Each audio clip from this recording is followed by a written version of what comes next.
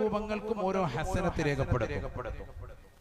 من جاء بالحسنة فله عشر أمثالها. ഇസ്ലാമിന്റെ പൊതുതത്വമാണ്, ഒരു നന്മ ചെയ്താൽ 10 നന്മ അല്ലാഹു രേഖപ്പെടുത്തുമേ. അപ്പോൾ കോടാനുകോടി അനുഗ്രഹമാണ്.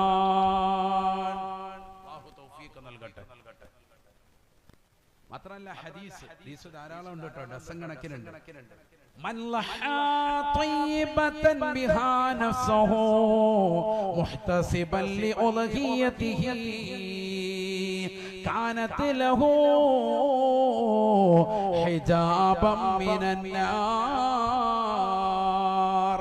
ഹൃദയത്തിന്റെ പരിശുദ്ധിയോടുകൂടി നല്ല മനസ്സോടുകൂടി ആരൊരുവൻ ഉദ്ഹിയ്യത്തിന്റെ ബലിദാനം നടത്തിയോ